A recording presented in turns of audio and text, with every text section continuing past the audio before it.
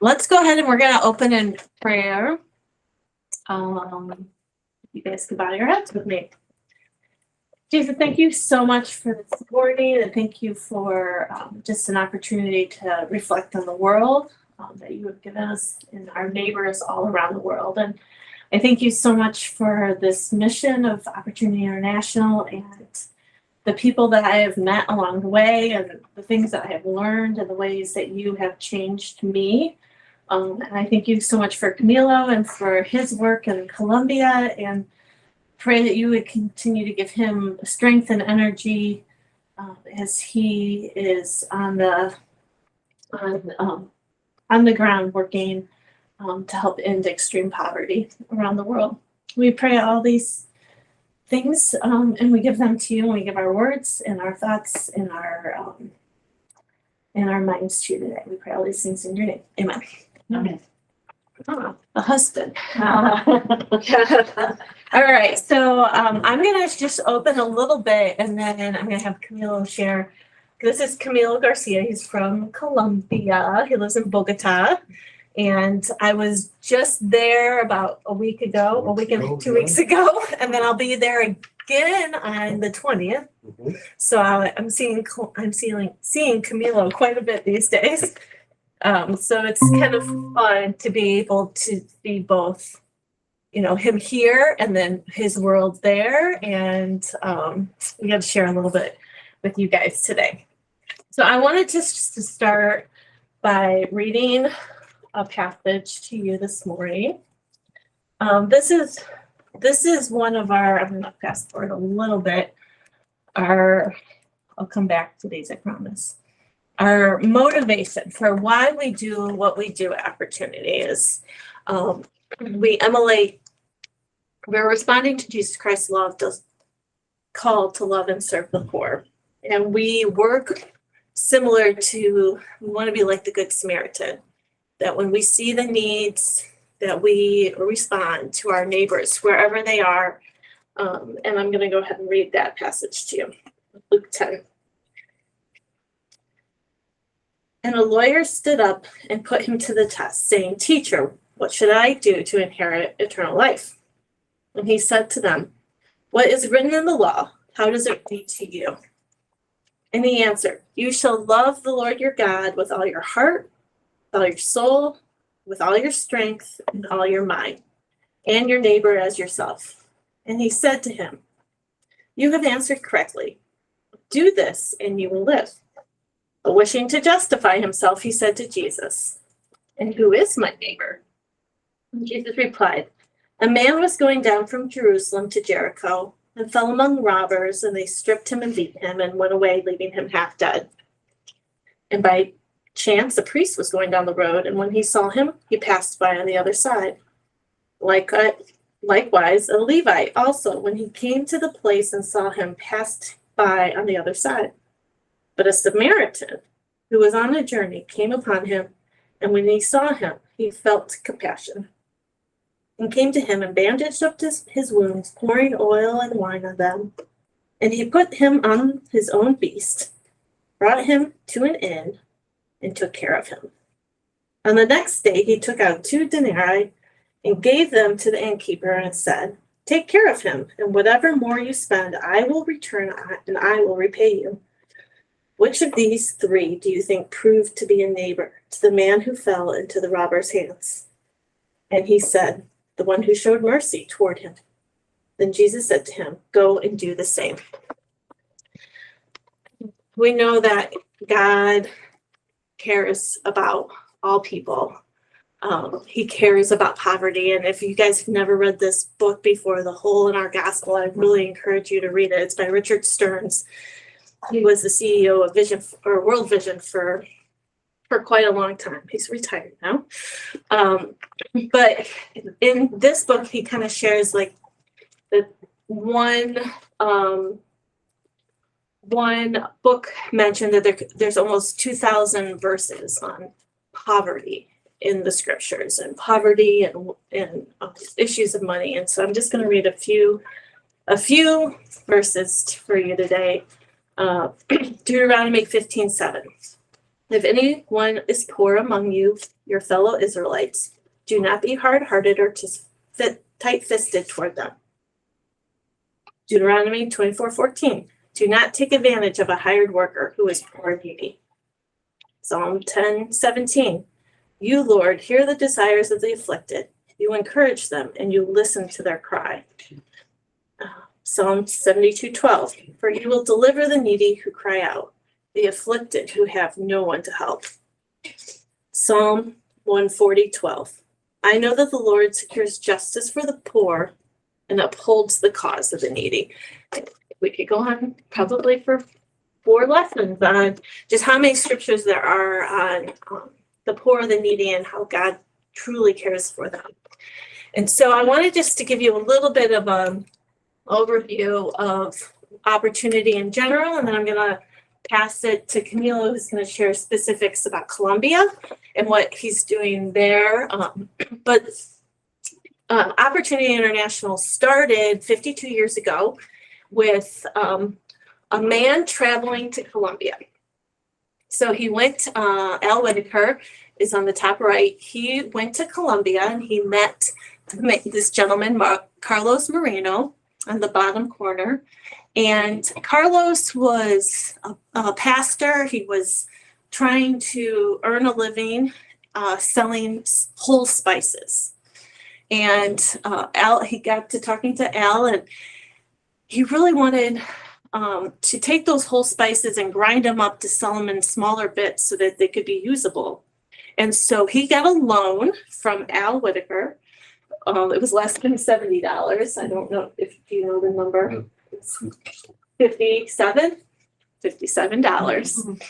And he got this spice grinder, ground up spices, and then started selling them and was able to repay his loan. A few years later, he would get another loan after he paid that one back, and then another. And 2 years later, he had 11 employees. And then I believe it was 10 years later, he ended up selling his business and became a consultant for Opportunity International. He was someone who had a vision, worked really hard, wanted to support his family, didn't want to accept a handout, but wanted to work with dignity, and he was able to do that. So 52 years later, we have 54 million clients. We're impacting 250 million lives, and we are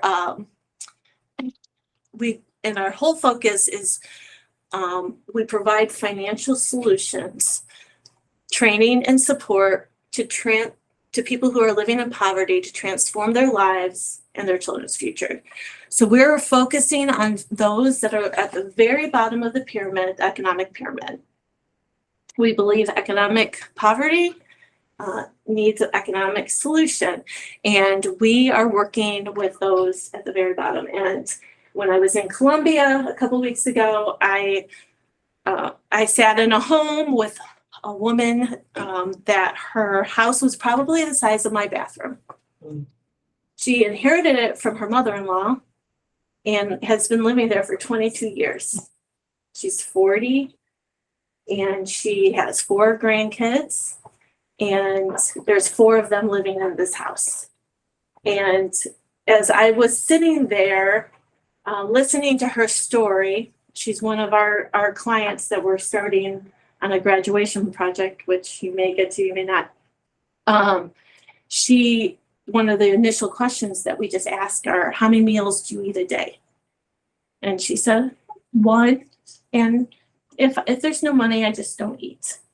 Her husband's a recycler, and so he picks through the trash to find things to sell. And that's his work. That's what he does. And then she said, and my grandson will just grab my hand and pull me when he's hungry. And for me, I was sitting like from here to here to her, and I had to hold it in. I was overwhelmed that she was so happy and content. And yet I just really was impacted by being in her home and hearing her story.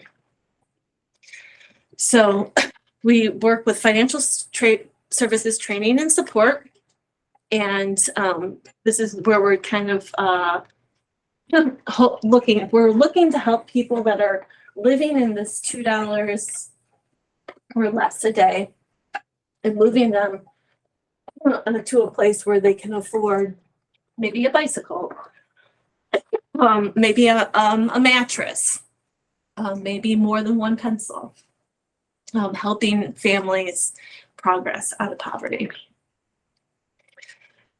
So we're in 30 countries, all countries with populations of those living around at $2.15 a day. And I wanted to share, if it works, hopefully it works, one video with you of one of our clients in Bogota, Colombia, and then I'll let Camilo talk. This is Luz and Andrea and their story. Luz Dari and Andrea form part of a savings group in the south of Bogota. They live in the area of Casuca, and it is mostly for internally displaced people that flock to the cities looking for safety because the countryside is very violent in Colombia right now. In the case of Luz, she used to be married to a man that was affiliated to the guerrillas. He was assassinated, and she flocked to Bogota with her 6 children. Luz and Andrea are recyclers. Every night they leave their homes, they leave their children in the care of a neighbor or a friend, and they go rummage the garbage around the city, and they look for plastic, glass, metal, and anything of value that they can find in the garbage. After 5 hours of rummaging the city, they go and sell it. Usually they get between 3,500 to 5,000 pesos. So that's around $1.50 a day. Luz Dari was sharing with me her dreams. She dreams of completing her elementary school education, completing her high school education, and becoming a nurse. She's studying in a local center to finish her first few elementary grades. And she does this so her children see that their mother is somebody that moves forward, that has a will to live.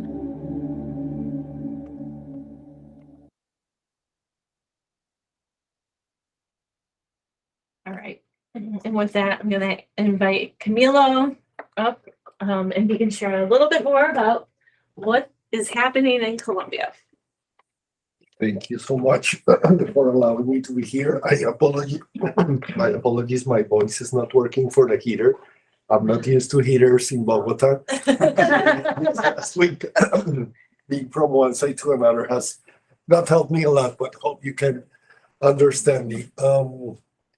So first, I want to tell you a little bit about Colombia. Colombia is a 50 million population country. I have lived maybe the most difficult years of the country. I am 39, and I think I've gone through many eras of the country in these last almost 4 decades. Colombia is a country that has gone through violence. We went through more than 6 decades of violence, generated initially by the land distribution, then just by politics and different ways of thinking. Then, as you know, everything regarding all the drug situation that we went through in Colombia in the 80s and the 90s. And all of this has created in Colombia a loss of hope for many people, but also opportunities for many others. And these people that has been displaced by violence through all these years have gone through cities where they think they can have new opportunities, and they move with their whole families, most of them from the rural areas to the urban areas in Colombia. Colombia is the second country in the world, taking away the recent situation of Ukraine, that has hosted the larger number of migrants or refugees after Turkey from Syria. Colombia has been receiving more than 2 million migrants from Venezuela in the last 6 years because of the social and political situation. However, what you will always see when you visit a client or you visit a Colombia, that it's on the most vulnerable communities where we are today, you will see that all they need is an opportunity and someone that helps them. And we are there to help them, not only for a handout, but working together with the communities. This is what we do. We teach them and we train them, we support them, and we give them access to loans at the end so they can have a purpose for living. A purpose for living for them and their families. We have been doing this for the last 52 years in Colombia. And I'm not afraid to tell you, and I think this is the reason why I'm working with Opportunity today, is that we are the most well-known institution for getting to know the needs of our clients and working with them in economic development programs. And all this starts from a team, from a staff. Most of the staff that we have in Colombia has been working for 2 or 3 decades, and that has allowed them to get to know and to be part of the communities. So when you travel to Colombia, if you can do it, you will see that when we get to the communities, they are always receiving us with love because of all that we have done for their communities for so many years. And what we really want to reach is that our programs in the communities are sustainable. That if we go out of there, we can still find 10 years later that what we did is working there and it has spread within all the families. We visited a community, a rural area, that's a rural municipality that's called Maria la Baja. Maria la Baja is in a region that suffered from violence for 2 or 3 decades, very close to Cartagena. That might be one of the cities that you must have heard of Colombia.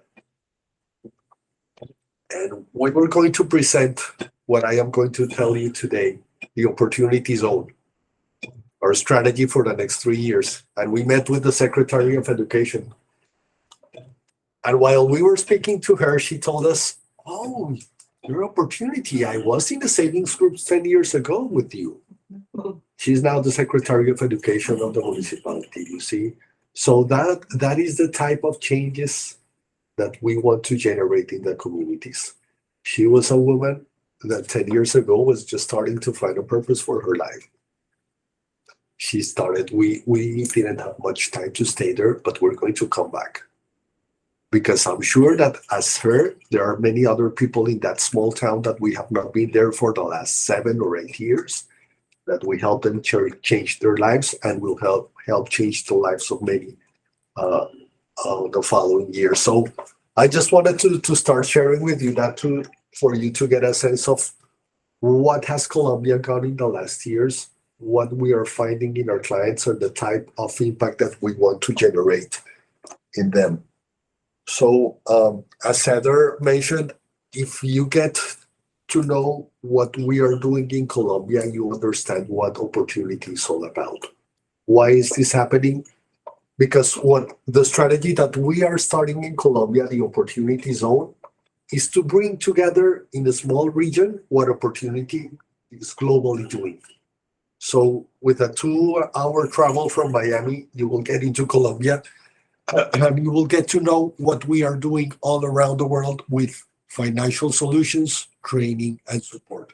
This is all about what we do, and there's no other institution in Colombia or international organization that is able to do this, to work very, very, very hard on these 3 specific areas with the community to allow them not only to have a purpose for living, but also to earn a sustainable livelihood for them and their families, so their children can start going to school. Public schools in Colombia have a very difficult environment, so the environment for children is not really the best. And they always, mothers try to send their schools to even if it's not when you mention private schools, you can start imagining that they have a good infrastructure and they do not have much needs. But in Colombia, a private school starts from a mother in a community that sees that there are children that cannot go to school all the days and they need a place near to their homes, and they just put their living room as part of the school. That's the way that private schools start in the vulnerable communities. And we want them to be able to send their children every single day to school. And also through partnerships to allow them reach to services that they have not been aware that they can access to. Identification, health, transportation without paying. These type of services that the government already gives the right to the people, but they do not know how to access or are not aware that they can access without any payment. And partnerships also allows us to spread the word that we are doing and giving opportunities to everyone that is with us, and hopefully to all the communities that we can reach with these opportunities on. We have selected 2 departments in the North Coast, Atlántico and Bolívar. The 2 of them, one of them has Cartagena as the main city, as the capital, and Barranquilla is the other one. These 2 cities, when you go there and travel, you can see how unequal is the income distribution. You can stand up on a hill in Cartagena in extreme poverty and look at all the high rise of Cartagena that you feel like if you were in Panama or Miami. And that's the situation that they have to wake up every day, seeing how the distribution is so unequal in the city, and this happens all around Colombia. Colombia is one of the most unequal countries in income distribution in the world. So although you may get distracted because you see nice buildings and nice homes when you travel there, at the other side of the city, you find the most difficult situation that you can imagine. And this is something special about Colombia.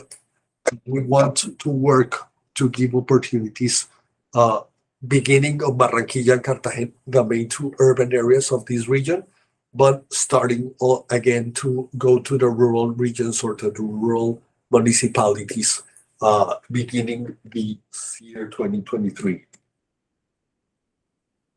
We are serving the extreme poor, and within the extreme poor, we have prioritized, I can tell you, 3 of these groups to be impacted. The first, women. What has happened with women in the last years during the lockdown? Domestic violence increased significantly. And also women were the ones that allowed their families to move forward and to find different ways of living. 60% of the population in Colombia has no formal employment or no formal contract that allows them to have a stable income.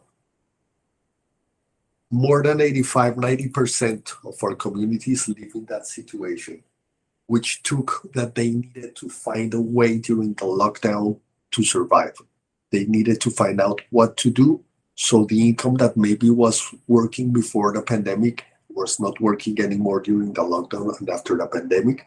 And women were the ones that triggered that change of activity and allowed the families to move forward. We are working today with more than 70% of our clients being women.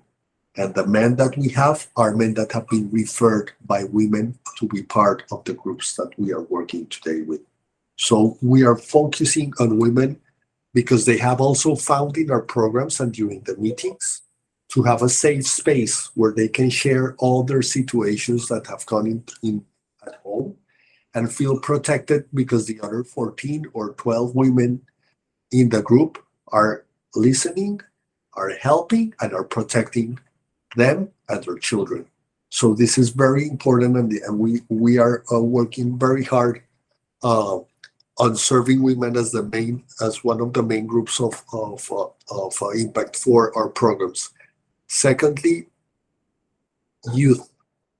If we cannot give the youth and children a space where they can live without having the threats of every vulnerable community that you can imagine, gangs and all these type of distractions that they get,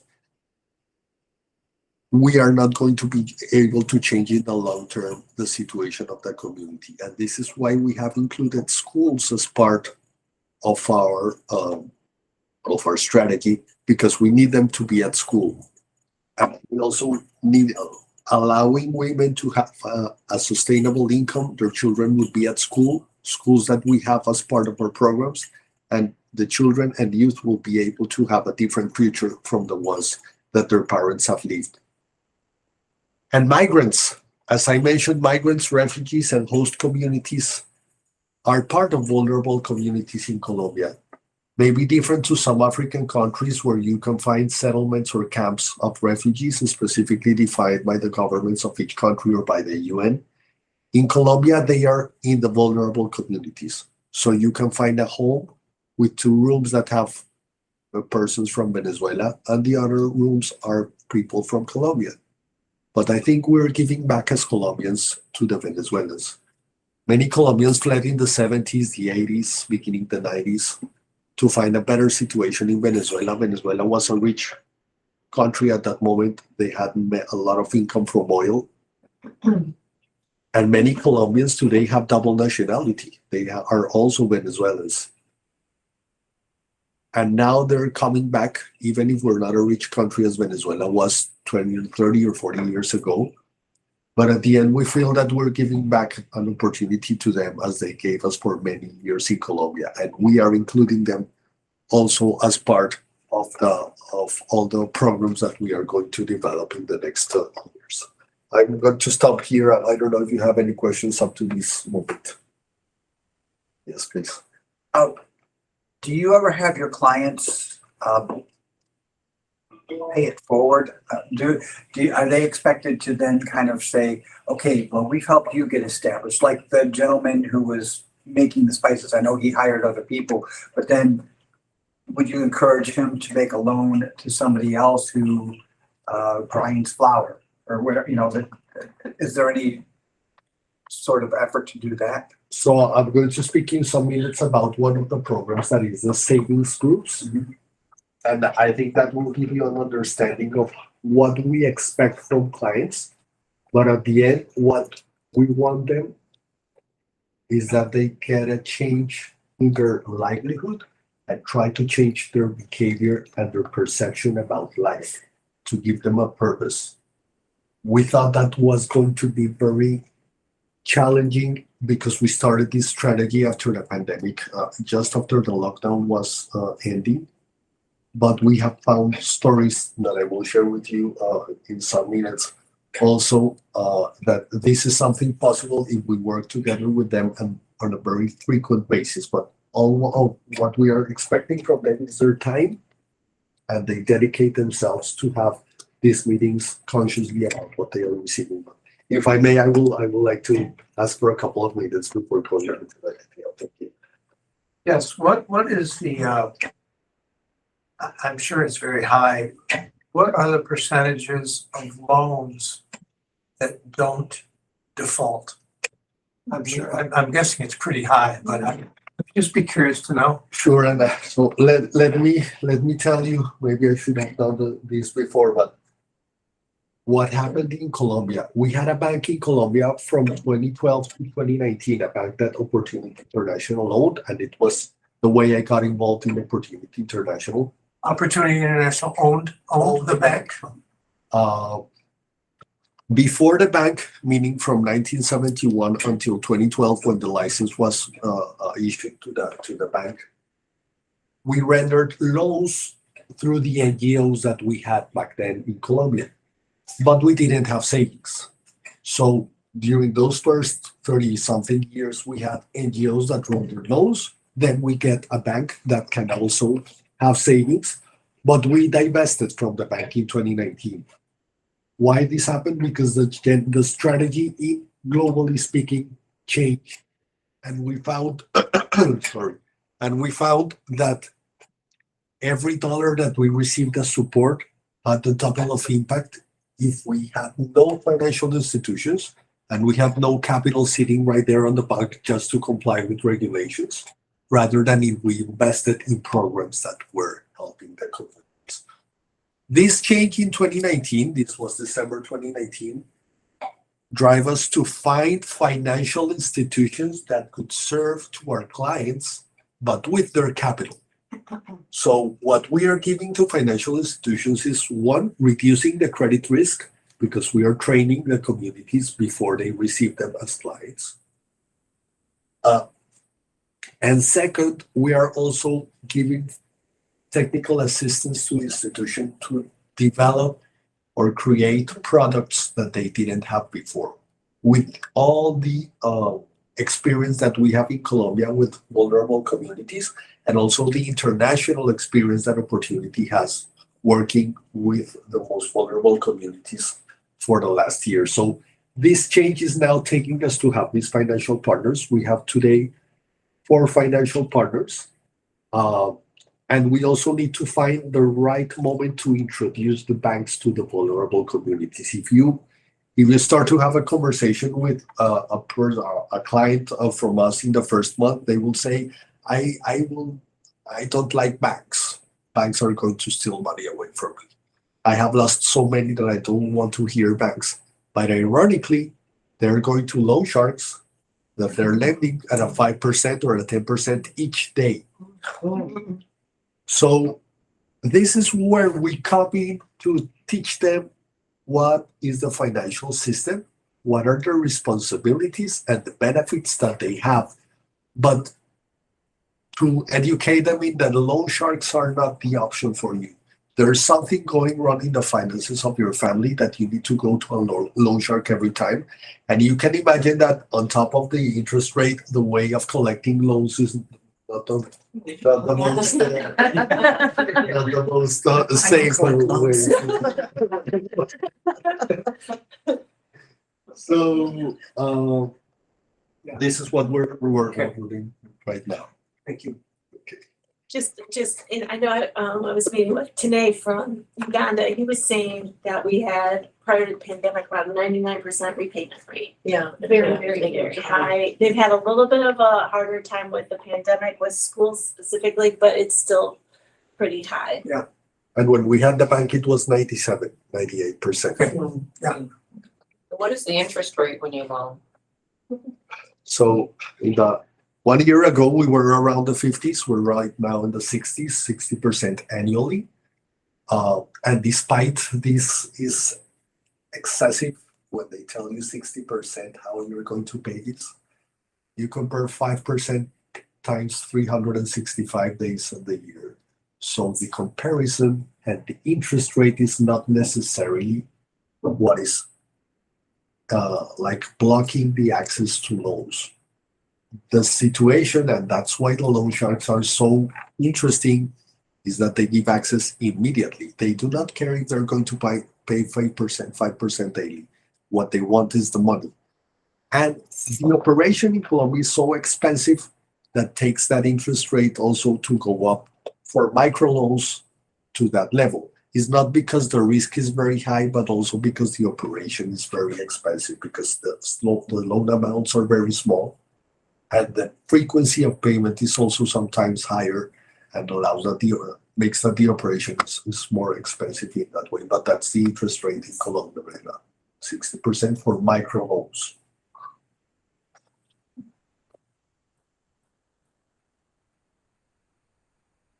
Okay, so these are, sorry, how many minutes I have?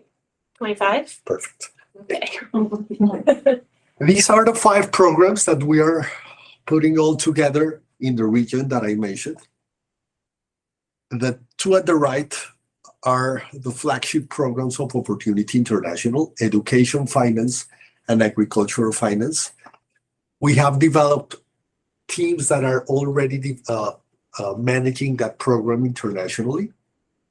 And we have added 3 programs in Colombia. One is the graduation approach, savings groups, and microbanking, speaking about having financial services to all of our clients and including clients that are not part of these programs. So I'm going to explain you in detail how this works.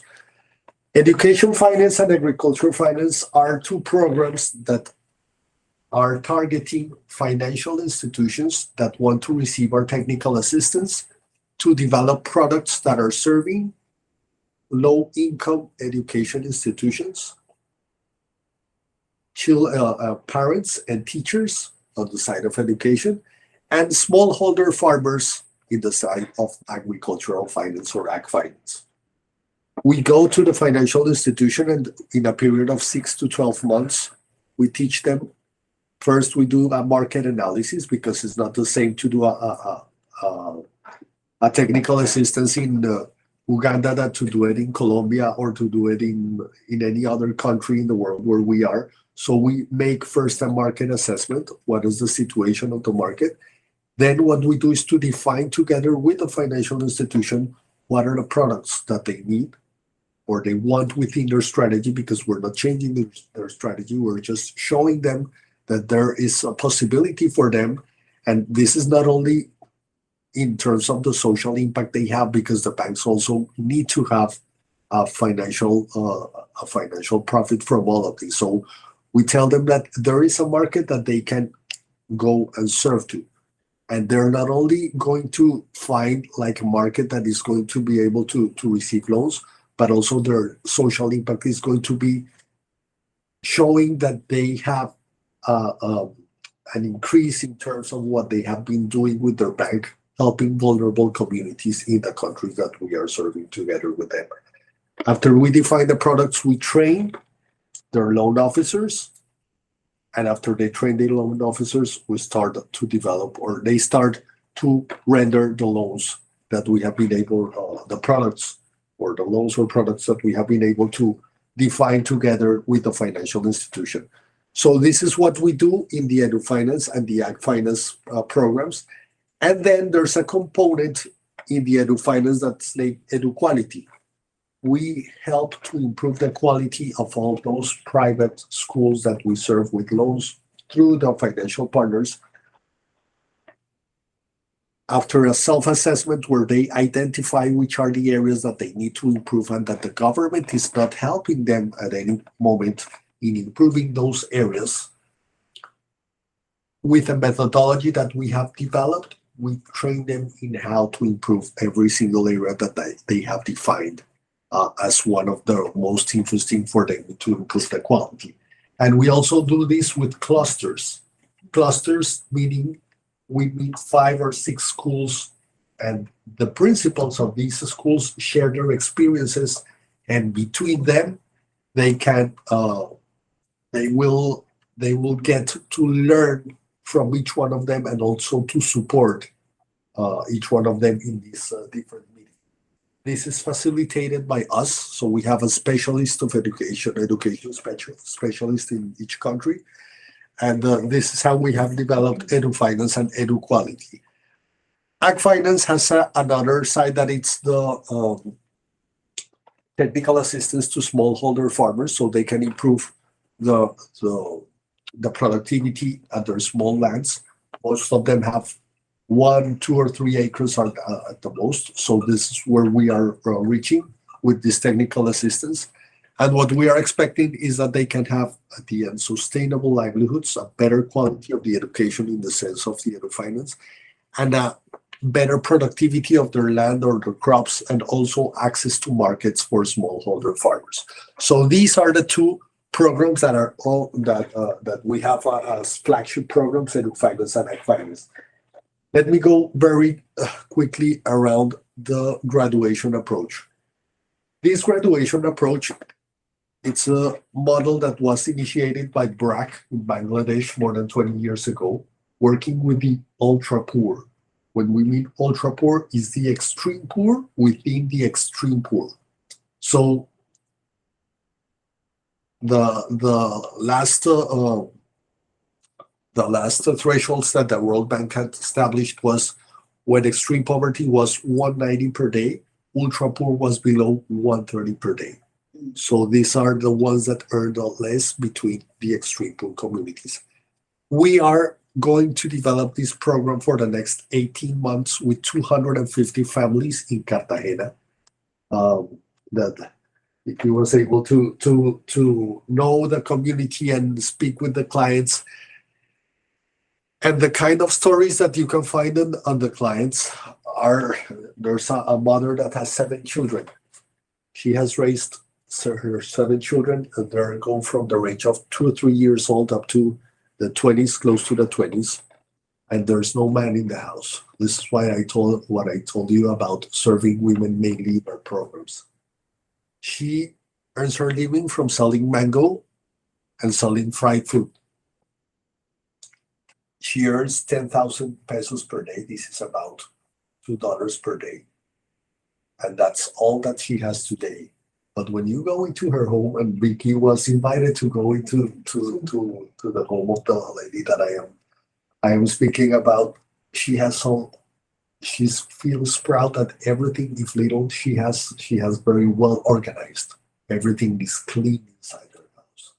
And this is the type of opportunity, this is the type of women that need an opportunity to be able to move forward, you know.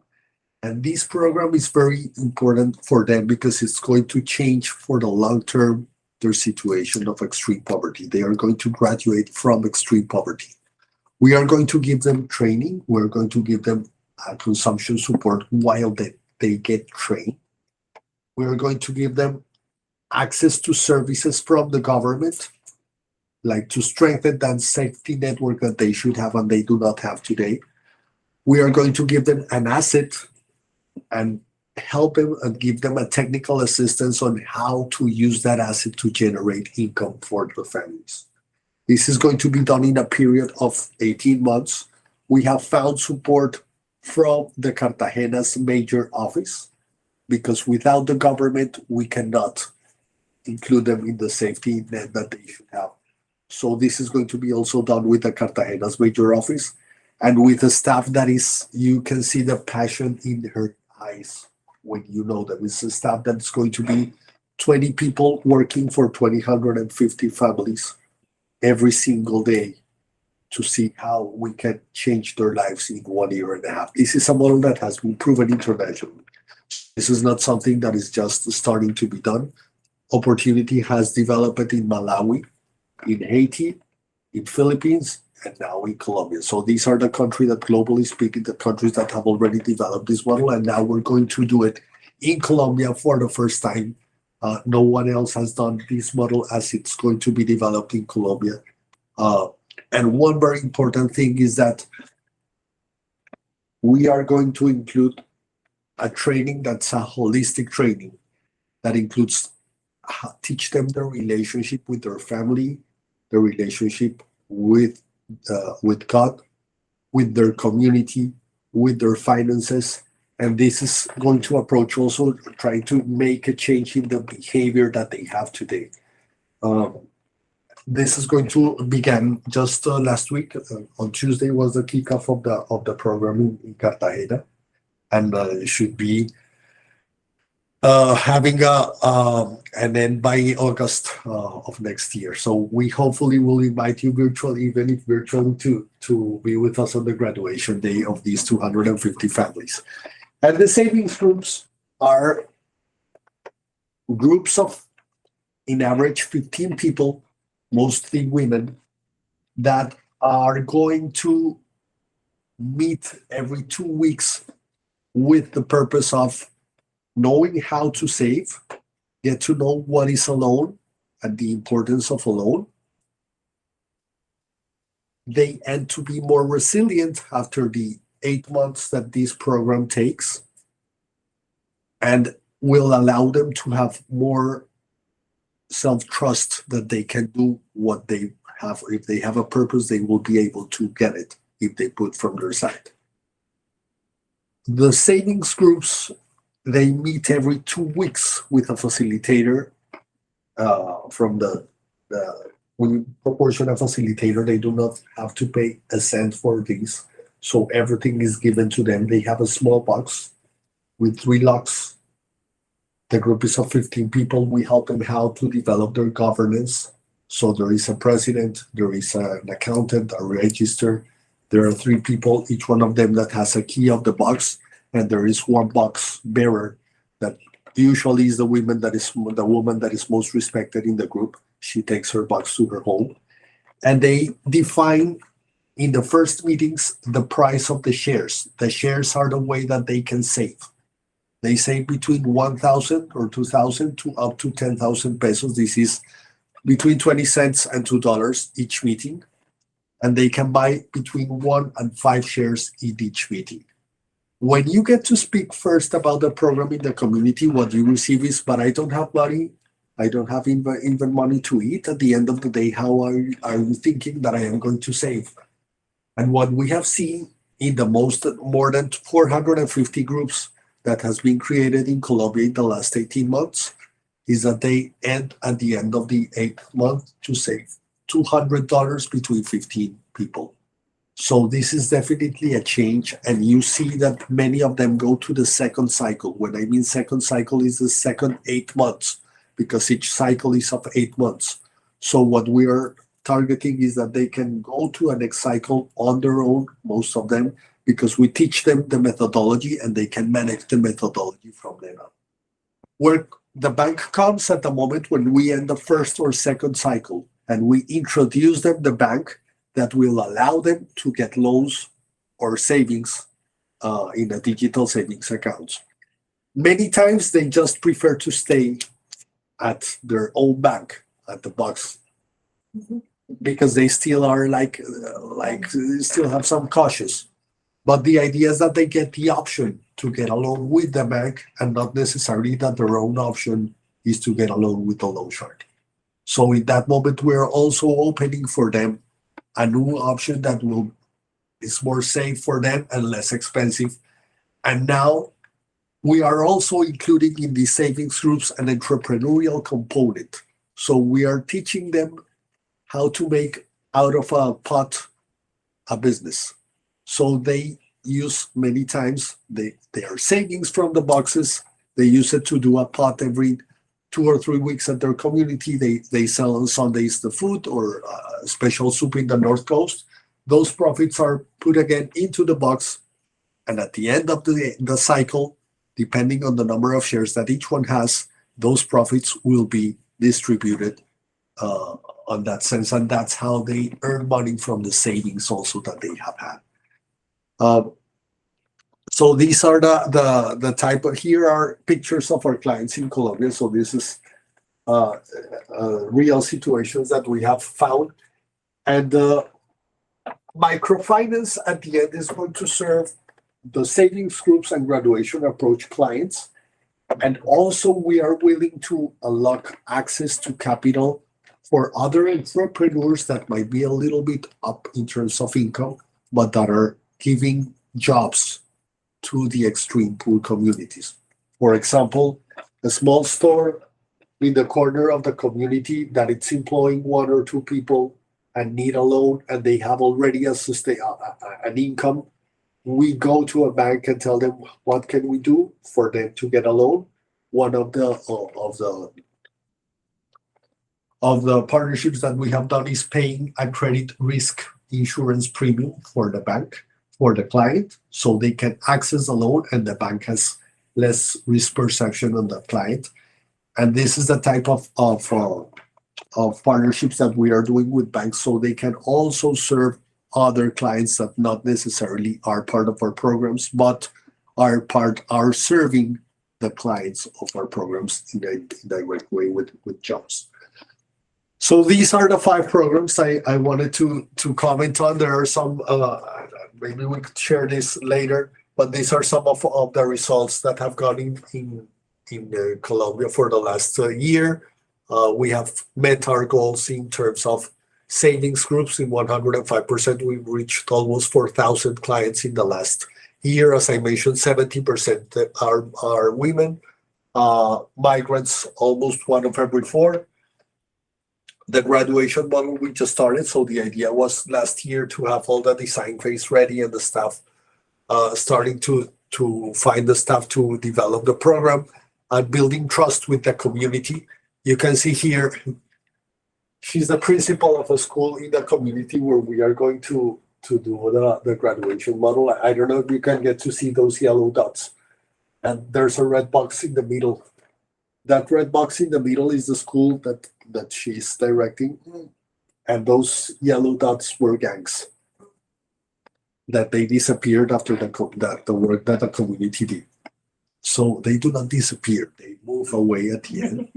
But this means that the work with the community makes them to reach their objectives. You know, this was something that they did together with the government. And I mentioned this because the day that we were introducing to the community the graduation model, she explained us what they were doing as a community and was grateful for us being there to serve in another community development program, this neighborhood. And so she was part of one of the speakers of the kickoff of the graduation model a couple of days ago. But this is the type of leaders that we find in the communities that are capable of doing what they want. And now, with our help, I'm sure we're going to reach to a huge change in this community. This is the house of the lady I was speaking about, where Vicky went into that we were able to get to know in the last 3 weeks. And this is the name of the program, Camino de Oportunidades, Pathways of Opportunities, that has just been initiated. This is the type of partnerships that I mentioned to you in microbanking. So we were able to disperse through these partnerships last year 4,500 loans during the year, and we are expecting 6,300 during these next years, allowing us to reach one more financial partner during the fiscal year 2023. EduFinance, I'm not going to stop much here. I mentioned it, and I can share this later. We are currently in developing 4 technical assistances, as the one I mentioned, and we are currently in 34 schools that are serving 6,800 children with improvement in the quality of their education. And these are the general metrics for the zone. As you can see, we are expecting to reach 170,000 lives in the next 3 years with the 5 different programs. So I just wanted to thank you and open for any additional comments or questions, please. And another question. Yes, please. You had mentioned that there was a big flow of people from rural areas into the big cities. Is Colombia experiencing a problem where, I'm assuming many of them were agricultural workers, being taken away from agricultural areas? And I know right now it might not be feasible, but long-term plans to encourage them through microloans or whatever to become those small farm owners you were talking about? So thank you for that question, because it's important to know exactly right now what is happening in that sense. And that was the story for 4, almost 5 decades, when the peace agreement was signed with the FARC. I don't know if you heard about it 6-7 years ago.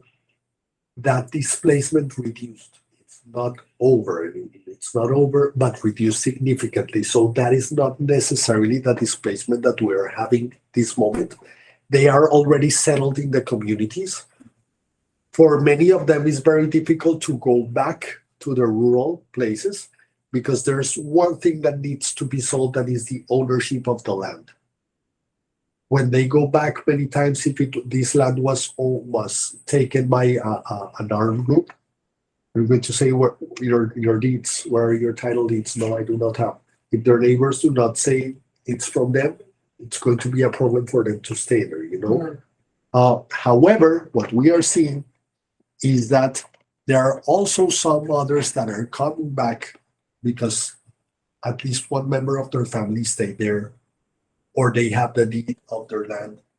And what we are willing to do with the Rural Finance Program is also to teach them, okay, maybe half of your family today does not know and does not want to stay in the long term in this land and want to go back to the urban areas, because they found short-term businesses that allow them to earn maybe more than in the short term to work the land. Motorcycling taxis, they're all around in every city in Colombia, in the North Coast especially. And kids, when they have 15 or 16 years old, that they can take a motorcycle and make taxi. When I am going to earn $200 and I have to be from 5 a.m. until 5 p.m. working the land, and I'm going to earn half of what I'm doing in a motorcycle 8 hours a day, But that's a short-term view that we need to start to change. Because in the long term, they could be able to own more land and provide for their family then later. So that's the type of changing the behavior that we also want to reach with the rural finance program.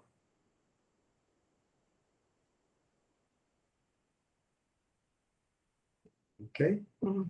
So thank you so much for your interest, your time, and your attention.